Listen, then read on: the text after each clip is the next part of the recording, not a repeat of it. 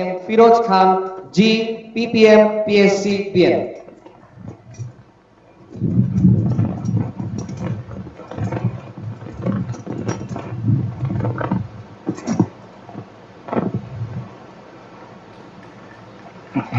এখন কমিশনিং ফরমান গ্রহণ করবেন অধিনায়ক BCGS Shyamal Bangla lieutenant commander M Hafizul Haque ND BN.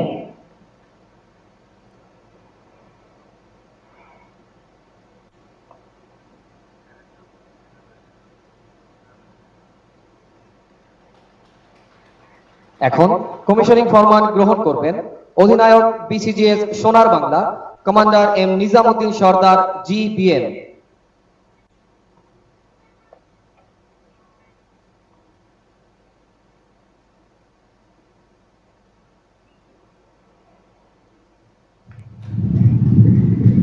এখন কমিশনিং ফরমান গ্রহণ করবেন অধিনায়ক BCGS Swadhin Bangla commander Abdullah Mamun C PSC BN.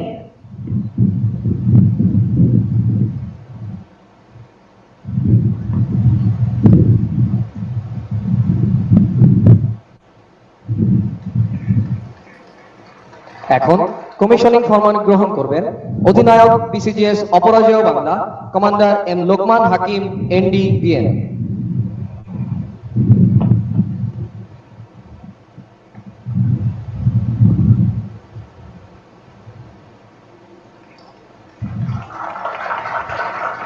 এখন কমিশনিং ফরমান গ্রহণ করবেন অধিনায়ক বিসিজিএস কুতুবদিয়া লেফটেন্যান্ট কমান্ডার এম আলিমুল ইসলাম টেজ বিএন।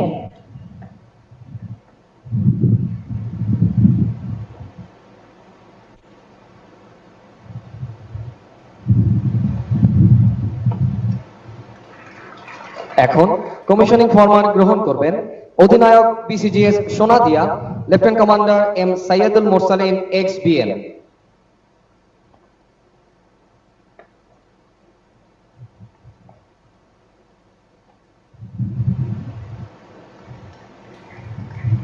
এখন কমিশনিং ফরমান গ্রহণ করবেন অধিনায়ক BCG base Bhola lieutenant commander M Rasel Howlader টেজ বিএন।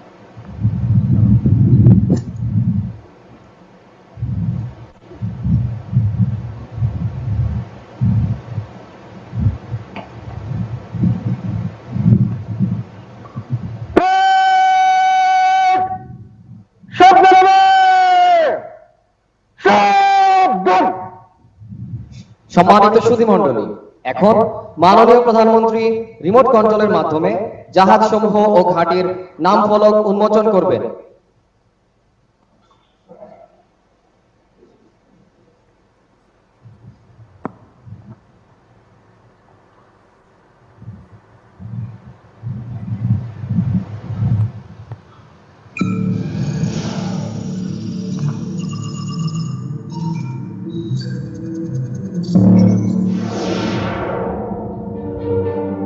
ডানে আসো, একদম ডানে আসো।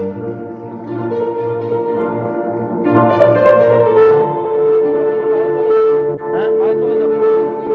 যাও। একটু মায়া করে দিও।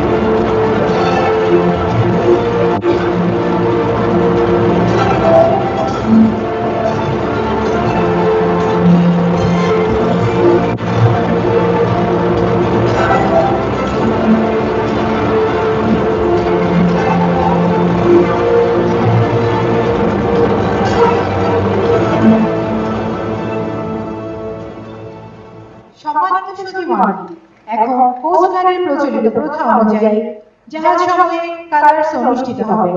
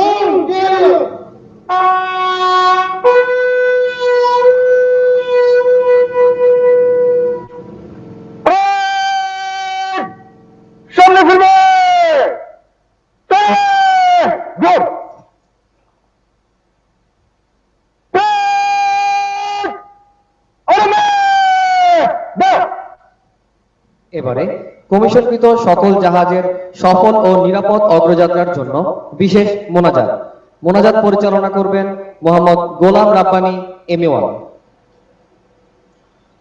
আসসালামু আলাইকুম ওয়া রাহমাতুল্লাহ। আলহামদুলিল্লাহি রাব্বিল আলামিন। الصلاة والسلام على رسوله الكريم. ربنا ظلمنا أنفسنا وإن لم تغفر لنا وترحمنا لنكونن من الخاسرين. হে আল্লাহ, আজ মাননীয় প্রধানমন্ত্রী কর্তৃক বাংলাদেশ কোস্টগার্ডের 9টি জাহাজ ওপিসিজি বেস ভোলা কমিশন করা হলো। মুজিব বর্ষে কমিশনকৃত সকল জাহাজসমূহ ওপিসিজি বেস ভোলাকে দেশ সেবার জন্য কবুল করে নাও। সর্বকালের সর্বশ্রেষ্ঠ বাঙালি জাতির পিতা বঙ্গবন্ধু শেখ মুজিবুর রহমানের স্বপ্ন বাস্তবায়নের লক্ষ্যে বাংলাদেশ কোস্টগার্ডকে দেশের জন্য কল্যাণকর একটি শক্তিশালী বাহিনী হিসেবে গঠন করার প্রয়াসকে তুমি বরকতময় করে দাও। হে আল্লাহ, তুমি মাননীয় প্রধানমন্ত্রীর দূরদর্শী নেতৃত্ব ও পৃষ্ঠপোষকতায় এবং স্বরাষ্ট্র মন্ত্রণালয়ের দিক নির্দেশনায় কোস্টগার্ডের উন্নয়নের অগ্রযাত্রা অব্যাহত রাখার ব্যবস্থা করে দাও। সদ্য কমিশনকৃত বেস ও জাহাজসমূহকে বাংলাদেশের সমুদ্র সীমা ও সার্বভৌমত্ব রক্ষা সহ গুরুত্বপূর্ণ ভূমিকা পালনের তৌফিক দান করো। হে আল্লাহ, বাংলাদেশ কোস্টগার্ড ও স্বরাষ্ট্র মন্ত্রণালয়ের সদস্যবৃন্দ সহ দেশ ও জাতির উপর তোমার রহমত বর্ষণ করো।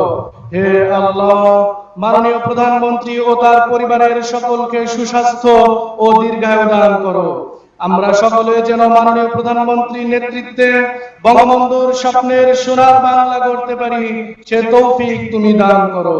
সকলে যেন তাদের উপর অর্পিত গুরুদায়িত্ব পালন করতে পারে, সে তৌফিক তুমি সকলকে দান করো। হে আল্লাহ, আমাদের প্রিয় জন্মভূমিকে সকল বিপদ আপদ থেকে রক্ষা করো। জাতির পিতা বঙ্গবন্ধু শেখ মুজিবুর রহমান ও তার পরিবারের শাহাদাত বরণকারী সকল সদস্য সহ মহান মুক্তিযুদ্ধের শহীদ বীর মুক্তিযোদ্ধাদের জান্নাত নসিব করো।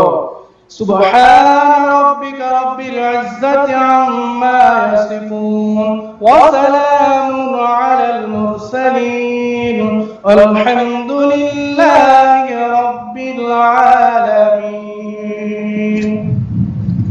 সম্মানিত সুধী মণ্ডলী, এখন আজকের অনুষ্ঠানের প্রধান অতিথি গণপ্রজাতন্ত্রী বাংলাদেশ সরকারের মাননীয় প্রধানমন্ত্রী শেখ হাসিনা তার মূল্যবান বক্তব্য রাখবেন। সুধী মণ্ডলী, মাননীয় প্রধানমন্ত্রী।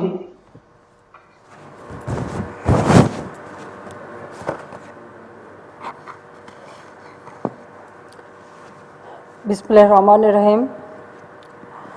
মহাপরিচালক, বাংলাদেশ কোস্টগার্ড, বাংলাদেশ কোস্টগার্ডের কর্মকর্তা ও অন্যান্য সদস্যবৃন্দ, উপস্থিত স্বাগত সুধী মণ্ডলী, আসসালামু আলাইকুম, শুভ সকাল। বাংলাদেশ কোস্টগার্ডের 2টি অফশোর পেট্রোল ভেসেল, 5টি ইনশোর পেট্রোল ভেসেল, 2টি ফাস্ট পেট্রোল বোট এবং বাংলাদেশ কোস্টগার্ড বেস ভোলার কমিশনিং অনুষ্ঠানে উপস্থিত সকলকে আমি আমার আন্তরিক শুভেচ্ছা জানাচ্ছি, ধন্যবাদ জানাচ্ছি। আমি আজকের দিনে গভীর শ্রদ্ধার সাথে স্মরণ করছি সর্বকালের সর্বশ্রেষ্ঠ বাঙালি জাতির পিতা বঙ্গবন্ধু শেখ মুজিবুর রহমানকে, যার নেতৃত্বে আমরা স্বাধীনতা অর্জন করেছি। আমি শ্রদ্ধা জানাই জাতীয় চর নেতার প্রতি, 30 লক্ষ শহীদের প্রতি, 2 লক্ষ মা বোনের প্রতি। 75 15 আগস্ট জাতির পিতা বঙ্গবন্ধু শেখ মুজিবুর রহমান, বাংলাদেশের রাষ্ট্রপতি, এবং আমার মা বেগম ফজিলাতুন্নেছা মুজিব সহ আমাদের পরিবারের যারা শাহাদাত বরণ করেছেন তাদের সকলের আত্মার মাগফিরাত কামনা করছি। উপস্থিত সুধী মণ্ডলী, জাতির পিতা বাঙালি জাতির জন্য একটি আলাদা ভূখণ্ড, একটি দেশ এবং আত্মপরিচয়ের সুযোগ সৃষ্টি করে দিয়ে গেছেন, এবং এটা তার জীবনে একটা লক্ষ্য ছিল। তিনি 24টা বছর সংগ্রাম করেছেন, জেল, জুলুম, অত্যাচার, নির্যাতন সহ্য করেছেন বাঙালির অধিকার আদায়ের কথা বলতে গিয়ে, এবং তার নেতৃত্বে দীর্ঘ সংগ্রামের পথ পাড়ি দিয়ে মহান মুক্তিযুদ্ধে বিজয়ের মধ্য দিয়ে আমরা স্বাধীন জাতি হিসেবে প্রতিষ্ঠা লাভ করেছি। আজকে আমি তার প্রতি শ্রদ্ধা জানাচ্ছি। তিনি এই দেশটাকে শুধু স্বাধীন করে দিয়ে যাননি, বাংলাদেশ কিভাবে সামনের দিকে এগিয়ে যাবে, কিভাবে উন্নত হবে বাংলাদেশের মানুষ, যারা সে সময় দরিদ্র এবং তার জীবনের কোনো ভরসাই ছিল না, শোষিত, বঞ্চিত ছিল, নির্যাতিত, নিপীড়িত ছিল, একবেলা খাদ্য জুটত না, থাকার বাসস্থান ছিল না, চিকিৎসা ছিল না, শিক্ষা সুযোগ ছিল না। সেই জাতিকে তিনি একটি উন্নত জাতি হিসেবে প্রতিষ্ঠিত করতে চেয়েছিলেন। তাই শুধু স্বাধীনতা অর্জন না, স্বাধীনতার পর একটা যুদ্ধ বিধ্বস্ত বাংলাদেশকে যেমন তিনি গড়ে তুলেছিলেন, 1 কোটির উপর মানুষ শরণার্থী ছিল, তাদের পুনর্বাসনের ব্যবস্থা, মুক্তিযুদ্ধে আহতদের চিকিৎসা এবং পুনর্বাসন, নিহত এবং শাহাদাত বরণকারী তাদের পরিবারগুলিকে আর্থিক সহায়তা, নির্যাতিত মা বোনদেরকে সহায়তা করা, তাদের পুনর্বাসন, এবং এই বিধ্বস্ত বাংলাদেশ স্কুল, কলেজ, রাস্তাঘাট, পুল, ব্রিজ যা কিছু ছিল সবই ধ্বংসপ্রাপ্ত, সেগুলি সবই তিনি মাত্র 3.5 বছরের মধ্যে তৈরি করে অর্থনৈতিক উন্নয়নের পথে যখন কর্মসূচি দিয়ে এগিয়ে যাচ্ছিলেন, সেই সময় 75 15 আগস্টের ঘটনা ঘটে, বাংলাদেশের অগ্রযাত্রাও ব্যাহত হয়। 21 বছর পর আওয়ামী লীগ সরকার গঠন করে। আপনারা জানেন যে আমাদের পরিবারে শুধু আমি আর আমার ছোট বোন বিদেশে ছিলাম বলে বেঁচে যাই। 6 বছর বিদেশে ছিলাম, রিফিউজি হিসেবে থাকতে হয়েছে।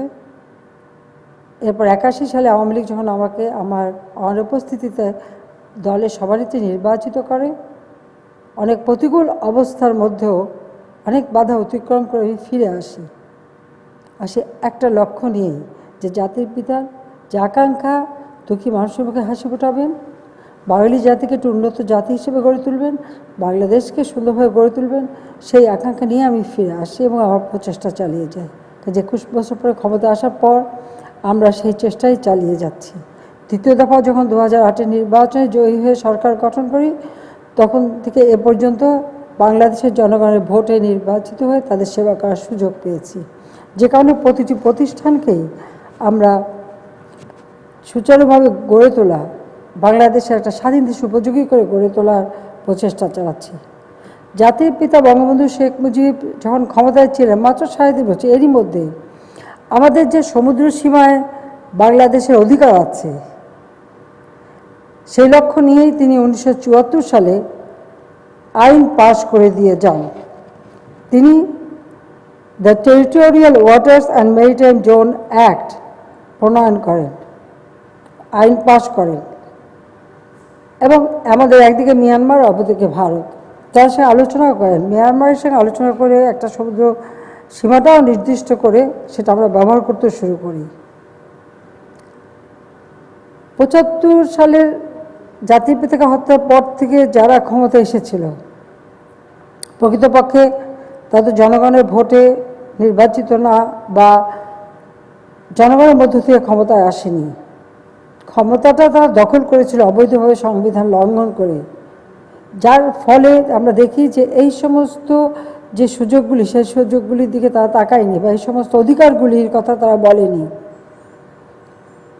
আমি যদি জিয়াউর রহমানের সরকারের কথা বলি, এরশাদ সরকারের কথা বলি বা খালেদা জিয়া সরকারের কথা বলি, যার কথা বলবো, একজনও আমাদের মেরিটাইম বাউন্ডারিতে আমাদের যে অধিকার আছে সেই অধিকারের কথাটা কখনো তারা উল্লেখ করেনি। 74 সালে জাতির পিতা আইন করে যান, আর জাতিসংঘে আইন হয় 82 সালে। 96 সালে সরকার এসেই আমরা এ ব্যাপারে আমাদের যথাযথ কার্যক্রম শুরু করি। যাই হোক, দ্বিতীয় দফা আমরা যখন সরকার আসি এ ব্যাপারে অগ্রগতি লাভ করে এবং পরবর্তীতে আমরা আমাদের বিশাল সমুদ্র সীমা অর্জন করেছি। সেটাই হচ্ছে সবথেকে বড় কথা। হয়তো আওয়ামী লীগ ক্ষমতা না আসলে এই সমুদ্র সীমা, আমাদের যে অধিকার আছে এটা কোনোদিনই প্রতিষ্ঠিত হতো না। শুধু সমুদ্র সীমা না, আমাদের স্থল সীমানা চুক্তিও জাতির পিতা করে গিয়েছিলেন। যাক, আওয়ামী লীগ সরকার আসার পরে সেটাও আমরা সমাধান করি। যাক, আমরা এখন যে সমুদ্র সীমা পেয়েছি, সেই সমুদ্র সম্পদ আমাদের অর্থনীতি উন্নয়নের কাজে আমরা লাগাবার একটা সুযোগ আমরা পেয়েছি। কাজে আমাদের চেষ্টাই হচ্ছে, কারণ বঙ্গোপসাগর অত্যন্ত গুরুত্বপূর্ণ একটি সাগর, বিশ্বের অনেক ব্যবসা বাণিজ্য এখান থেকেই চলাচল করে, সেদিক থেকে এখানে আমাদের অধিকারটা অত্যন্ত গুরুত্বপূর্ণ। তাছাড়া আমাদের উপকূলীয় অঞ্চলে যারা বাস করেন, আমাদের যে জেলাগুলি আছে, তাদের নিরাপত্তা এবং তাদের অর্থনৈতিক উন্নতিটাও আমাদের জন্য অত্যন্ত গুরুত্বপূর্ণ। তার কারণ তারা সবসময় অবহেলিত। কাজে সেদিকে লক্ষ্য রেখেই আমরা এই সমুদ্র সম্পদকে আমাদের অর্থনৈতিক উন্নয়নের কাজে লাগাতে চাই।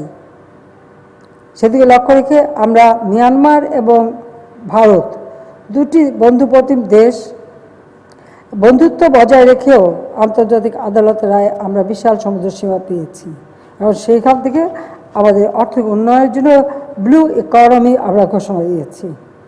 কাজে এই সমুদ্র সম্পদকে আমরা আমাদের দেশের কাজে আমরা কীভাবে ব্যবহার করব সে ব্যাপারেও আমরা ইতিমধ্যে আমাদের পরিকল্পনা আমরা নিয়েছি।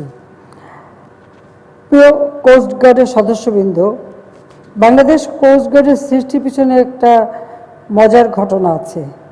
আমরা বিরোধী দলে, আওয়ামী লীগ, সাধারণত বিরোধী দলে থাকলে আমরা সিদ্ধান্ত প্রস্তাব আনি, আর সেগুলি বেশিরভাগই ভোটে নাকচ হয়ে যায়, কারণ সংখ্যায় আমরা কম। কিন্তু এই একটি বিষয়, আমাদের উপকূলীয় অঞ্চলের নিরাপত্তা, এই উপকূলীয় অঞ্চলের নিরাপত্তা নিশ্চিত করবার জন্য আমরা একটা সিদ্ধান্ত প্রস্তাব যখন এনেছিলাম, স্বাভাবিকভাবে বিএনপি তখন ক্ষমতায়, তারা এটা আপত্তি জানিয়েছিল। কিন্তু একটি পর্যায়ে আমরা দেখলাম যে পার্লামেন্টে আমরা বিরোধী দলে থাকলেও আমাদের উপস্থিতিটা বেশি ছিল, বরং সরকারি দল বিএনপির সংখ্যাটা খুব কম ছিল। যখন এটা নিয়ে আলোচনা হয়, তাহলে যে আপনারা জানেন পার্লামেন্টের সাথে ডিবেট হয়, এই আলোচনার একটা পর্যায়ে তারা এটাকে নাকচ করে দিতে যখন চাইলো এবং তারা কন্ট্রোল ভোটে নাকচ করতে চাইলেও সঙ্গে সঙ্গে আমাদের তরফ থেকে আমরা ডিভিশন ভোট দাবি করলাম। কারণ এখানে পার্লামেন্ট প্র্যাকটিসের একটা বিষয় আছে, তাৎক্ষণিকভাবে ডিভিশন ভোটটা যদি আমরা দাবি না করি সেটা ভোটে নাকচ হয়ে যেতে পারত। আমরা যখনই ভোট দাবি করলাম, মাননীয় স্পিকার বাধ্য হলেন ভোটে দিতে। যখন ভোটের জন্য আমরা দাঁড়ালাম, গুণে দেখা গেল যে বিরোধী দলের সংখ্যাই বেশি, কাজে আমাদের এই সিদ্ধান্ত প্রস্তাবটা পাশ হয়ে গেল। উপকূলীয় অঞ্চলের নিরাপত্তার জন্য আমাদের প্রস্তাবটা পাশ হওয়া, পার্লামেন্টে বিরোধী দলের থেকে কোনো প্রস্তাব পাশ করানো, এটা একটা বিরল ঘটনা, কিন্তু আমরা সেই ইতিহাসটা সৃষ্টি করেছিলাম 1994 সালে, এবং সেখান থেকেই কিন্তু এই কোস্টগার্ডটা সৃষ্টি। পরবর্তীতে একটা আইনও হয়েছে। কাজে আমাদের লক্ষ্য ছিল যে আমাদের উপকূলীয় অঞ্চলের নিরাপত্তা নিশ্চিত করার জন্য যথেষ্ট একটা সংগঠন একান্তভাবে দরকার, শুধু সংগঠন না, তাদের যা যা দরকার সেটাও প্রয়োজন। আমরা 96 সালে সরকার আসার পরই বাংলাদেশ কোস্টগার্ডের বিভিন্ন জোনের জন্য ভূমি নির্দিষ্ট করে দেওয়া, অবকাঠামো নির্মাণ করা, বিভিন্ন ধরনের জলযান প্রদানের মাধ্যমে উপকূলীয় এলাকায় কোস্টগার্ডের কার্যক্রম যাতে ব্যাপকভাবে চালু হয় তার ব্যবস্থা আমরা করলাম।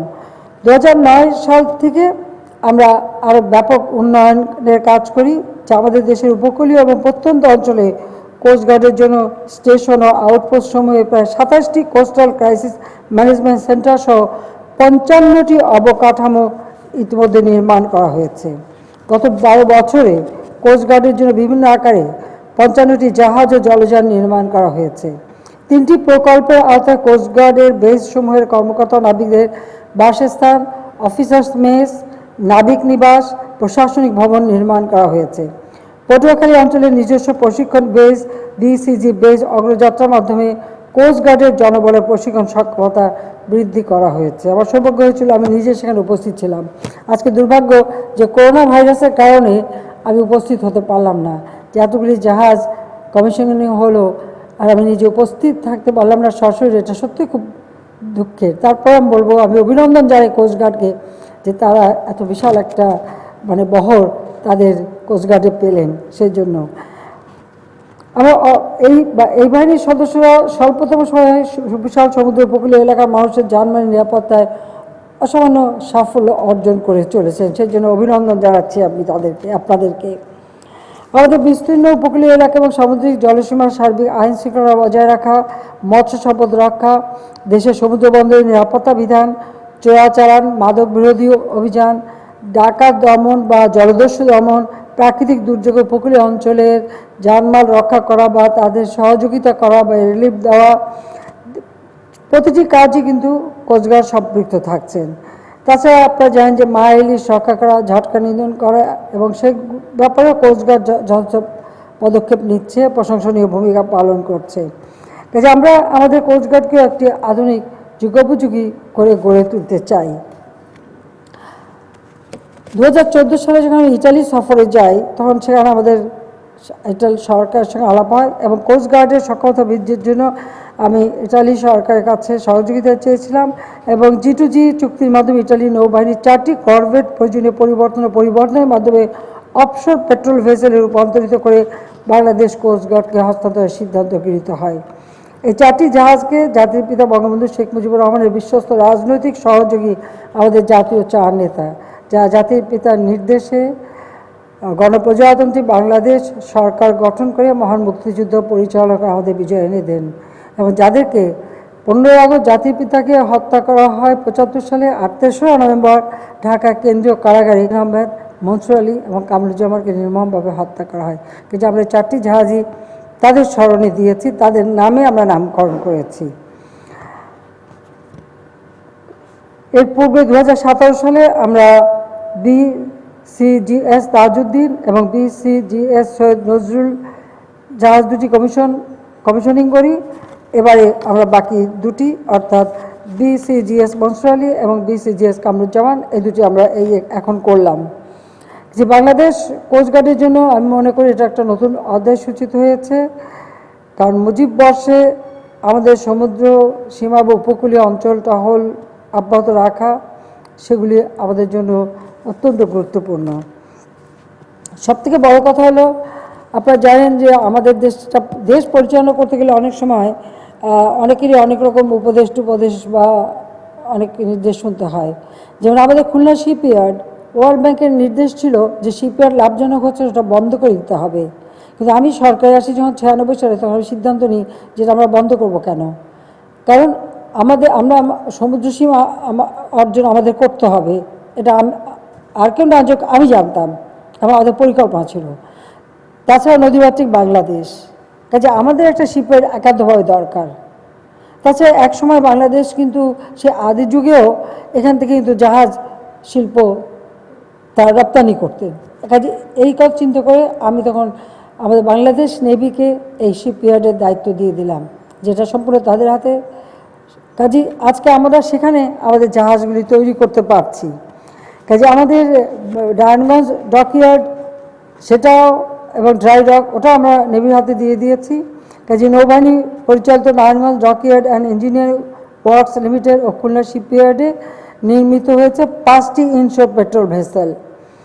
বিসিজিএস সবুজ বাংলা, বিসিজিএস শ্যামল বাংলা, বিসিজিএস সোনার বাংলা, বিসিজিএস স্বাধীন বাংলা এবং বিসিজিএস অপরাজেয় বাংলা এবং 2টি ফার্স্ট পেট্রোল বোট বিসিজিএস সোনাদিয়া এবং বিসিজিএস কুতুবদিয়া এই আজকে এই বাহিনীতে যুক্ত হলো। অর্থাৎ আমরা নিজেরাও পারি, আমরাই তৈরি করতে পারি, সেটা আমরা প্রমাণ করলাম। আজকে আমাদের কাজে লাগলো, আগামীতে আমরা রপ্তানিও করব ইনশাল্লাহ। আমাদের দেশীয় শিপইয়ার্ডে তৈরি জাহাজগুলি কোস্টগার্ডের অপারেশনে গুরুত্বপূর্ণ অবদান রাখবে বলে আমি দৃঢ়ভাবে বিশ্বাস করি। পাশাপাশি বাংলাদেশের দক্ষিণাঞ্চলের উপকূল এলাকায় নদীপথে নিরাপত্তা নিশ্চিত করার জন্য দায়িত্বপ্রাপ্ত বিসিজি ভেইস ভোলারও আনুষ্ঠানিক যাত্রা আজ শুরু হলো। আমরা এই বাহিনীর সক্ষমতা আরও বাড়ানোর জন্য হোভারক্রাফট, ড্রোন ও সকল আবহাওয়ায় চলাচল উপযোগী 3500 টন ক্ষমতা বিশিষ্ট জাহাজ সংগ্রহের উদ্যোগ নিয়েছি। কারণ প্রাকৃতিক দুর্যোগের দেশ আমাদের, অনবরত এই দুর্যোগ মোকাবেলা করতে হয়। কাজে এই দুর্যোগ মোকাবেলা করে মানুষের জানমাল বাঁচানো এবং সেদিকে আমাদের দৃষ্টি দিতে হবে। কাজে দুর্যোগের সঙ্গে আমাদের বসবাস করতে হবে, তাই সে প্রস্তুতিও আমাদের থাকতে হবে। তাছাড়া বাংলাদেশ নৌবাহিনী পরিচালিত নারায়ণগঞ্জ ডকইয়ার্ড এবং খুলনা শিপইয়ার্ডের 2টি ইনশোর পেট্রোল ভেসেল, একটি ফ্লোটিং ক্রেন, 2টি টাগ বোট এবং 16টি বোটও তৈরি হচ্ছে। অচিরে এগুলো কোস্টগার্ডের বহরে সংযুক্ত হবে বলে আমি আশা করি। কোস্টগার্ডের মেরামত ও রক্ষণাবেক্ষণ সক্ষমতা বাড়ানোর জন্য গজারিয়ায় একটি ডকইয়ার্ডও নির্মাণ করা হচ্ছে। তাদের নিজস্ব ডকইয়ার্ডও থাকবে, যাতে সেখানে তারা সময় সময় তাদের ছোটোখাটো যে মেরামতগুলি লাগে সেটা নিজেরা করতে পারে। সেই ব্যবস্থাটা আমরা করে যাচ্ছি। হয়তো একসময় এখান থেকেও জাহাজ তৈরি করতে পারবে। আমাদের সরকার 2009 সাল থেকে ধারাবাহিকভাবে কোস্টগার্ডের জনবল বৃদ্ধি করেছে। ব্লু ইকোনমি ও গভীর সমুদ্রের নিরাপত্তা প্রদানের জন্য এ বাহিনীর রূপকল্প 2030 এবং 2041 অনুযায়ী বর্তমান জনবল 4781 জন থেকে বাড়িয়ে 15,000 করার পরিকল্পনা গ্রহণ করা হয়েছে। কারণ যত বেশি জাহাজ কিনি, যত বেশি আমরা করি, আমাদের লোকবলও প্রয়োজন হবে। তার জন্য যথেষ্ট ট্রেনিং দিয়ে আমাদের লোক নিতে হবে, তাতে আমাদের কর্মসংস্থানও বাড়বে, আমাদের যুবশ্রেণী কাজ পাবে। শুধু মণ্ডলী, গভীর সমুদ্র নির্ভর অর্থনৈতিক কার্যক্রমকে গতিশীল নিরাপদ রাখা, ব্লু ইকোনমির সাথে সংশ্লিষ্ট প্রকল্পসমূহ ও ব্যক্তিগত যানবাহনের নিরাপত্তা বিধানে আজকের কমিশনকৃত জাহাজসমূহ গুরুত্বপূর্ণ ভূমিকা রাখবে বলে আমি দৃঢ়ভাবে বিশ্বাস করি। কোস্টগার্ডের বিভিন্ন জাহাজ ও ঘাঁটি কমিশনিংয়ের মাধ্যমে এই বাহিনীর সক্ষমতা আরও এক ধাপ এগিয়ে গেল। আমি বিশ্বাস করি এসব জাহাজ ও ঘাঁটি কোস্টগার্ড সদস্যদের পেশাগত উৎকর্ষ, মানসিক বিকাশ ও উন্নত মনোবল অর্জনে যুগান্তকারী ভূমিকা রাখবে। আমি কোস্টগার্ডের সকল সদস্যকে আবার আন্তরিক অভিনন্দন জানিয়ে এটা বলবো, দেশপ্রেম, সততা ও ইমানের সাথে দায়িত্ব পালন করবেন। কোস্টগার্ডের সুনাম যেন সবসময় বজায় থাকে সেদিকে বিশেষভাবে দৃষ্টি দেবেন এবং এই বাহিনীর ধারাবাহিক অগ্রযাত্রা অব্যাহত রাখতে এবং আপনাদের সার্বিক কল্যাণে প্রয়োজনীয় সকল ধরনের সহায়তা আমাদের সরকার দিয়ে যাবে, সে আশ্বাস আমি আপনাদের দিতে পারি। অবশেষে আমি আন্তরিকভাবে ধন্যবাদ জানাই আমাদের বন্ধুপ্রতিম দেশসমূহ, যাদের সার্বিক সহযোগিতায় কোস্টগার্ডের ক্রমবর্ধমান উন্নয়ন আধুনিকায়নে আজকের কমিশনকৃত জাহাজসমূহ অর্জন করা সম্ভব হয়েছে। করোনা ভাইরাসের এ সময় বলতে গেলে এখন আবার দ্বিতীয় ওয়েভ শুরু হয়েছে, সেজন্য আমাদের সবাইকে সাবধানে থাকতে হবে। কাজে আপনাদের সকলকে আমি বলবো যে স্বাস্থ্য সুরক্ষা আপনারা মেনে চলবেন এবং নিজেকে সুরক্ষিত রাখবেন এবং আপনার সঙ্গে যারা কাজ করে তারা যেন সুরক্ষা থাকে সেদিকে আপনারা বিশেষভাবে দৃষ্টি দেবেন। তবে এই সময় আমাদের অর্থনীতি যেন গতিহীন না হয়, তার গতিশীলতা অব্যাহত রাখা এবং মানুষকে সহযোগিতা করা এবং মানুষের জীবন মান যেন সচল থাকে এবং উন্নত থাকে এবং যথেষ্ট চিকিৎসার ব্যবস্থা হয় সেদিকে আমরা বিশেষভাবে দৃষ্টি দিয়েছি এবং সেই জন্য ইতিমধ্যে আমরা বিশেষ প্রণোদনাও দিয়েছি। এবং যার ফলে আমাদের অর্থনীতি এখনও গতিশীল আছে। আমাদের লক্ষ্য মুজিববর্ষ, আমরা ইতিমধ্যে লক্ষ্য ছিল যে বাংলাদেশ সম্পূর্ণভাবে আমরা দারিদ্র্যমুক্ত করতে পারবো। করোনা ভাইরাসের কারণে সেটা হয়তো একটু বাধাগ্রস্ত হয়েছে, কিন্তু আমাদের লক্ষ্য স্থির আছে। জাতির পিতার জন্মশতবার্ষিকী এবং 2021 সালে আমরা স্বাধীনতা সুবর্ণ জয়ন্তী উদযাপন করব। যদি আমরা অনেক প্রস্তুতি ছিল সেভাবে করতে পারিনি করোনা ভাইরাসের কারণে, কারণ সেটা শুধু বাংলাদেশ না, এই সমস্যাটা আজকে বিশ্বব্যাপী সমস্যা। তারপরেও আমাদের লক্ষ্য স্থির রেখে আমরা এগিয়ে যাচ্ছি। ইনশাল্লাহ জাতির পিতা এই দেশ স্বাধীন করে গেছেন, এই বাংলাদেশ একদিন সম্পূর্ণভাবে দারিদ্র্যমুক্ত, ক্ষুধামুক্ত এবং জাতির পিতার স্বপ্নের সোনার বাংলাদেশ আমরা গড়ে তুলব। এই প্রত্যয় নিয়ে আপনাদের সবাইকে আন্তরিক ধন্যবাদ জানিয়ে আমি আবারও ইতিমধ্যে আমরা বিশেষ করে বাংলাদেশ কোস্টগার্ডের উত্তরোত্তর সমৃদ্ধি কামনা করে বাহিনীর যে 2টি অফশোর পেট্রোল ভেসেল, 5টি ইনশোর পেট্রোল ভেসেল, 2টি ফার্স্ট পেট্রোল বোট ও বাংলাদেশ কোস্টগার্ড বেস ভোলার কমিশনিং ঘোষণা করছি। সেই সাথে সাথে এর সকল সদস্য এবং কোস্টগার্ডের সকল সদস্যকে আমার আন্তরিক অভিনন্দন জানাচ্ছি, শুভেচ্ছা জানাচ্ছি। আপনারা ভালো থাকেন, সুস্থ থাকেন, সেই কামনা করে আমার বক্তব্য শেষ করছি। খোদা হাফেজ। জয় বাংলা, জয় বঙ্গবন্ধু, বাংলাদেশ চিরজীবী হোক।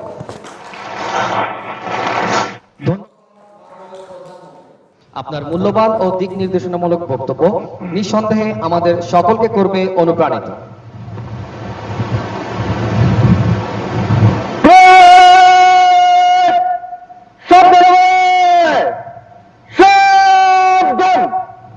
এ পর্যায়ে প্যারেড মাননীয় প্রধানমন্ত্রীকে 3 জয়ধ্বনি প্রদান করবে।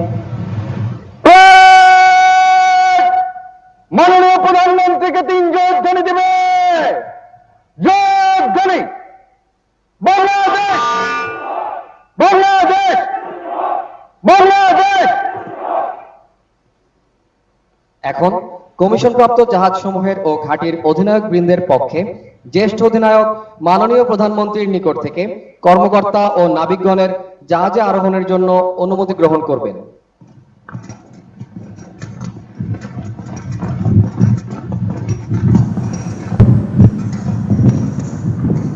আমি কমিশনপ্রাপ্ত জাহাজের নাবিকদের জাহাজে আরোহণের অনুমতি প্রার্থী মাননীয় প্রধানমন্ত্রী। ধন্যবাদ। আমি জাহাজে আরোহণের অনুমতি প্রদান করছি। আপনাদের যাত্রা শুভ হোক। ধন্যবাদ মাননীয় প্রধানমন্ত্রী।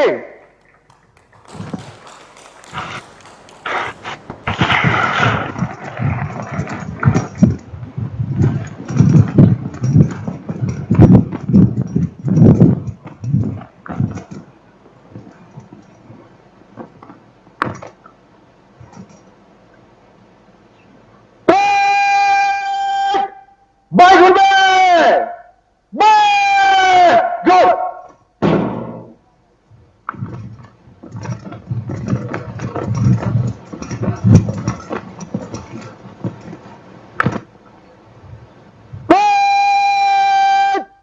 ডানে থেকে চল চল।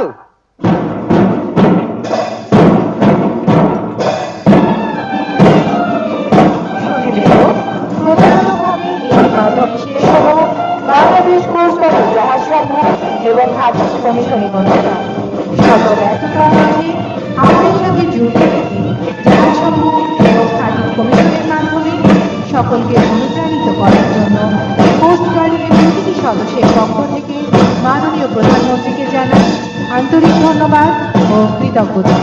ধন্যবাদ মাননীয় প্রধানমন্ত্রী।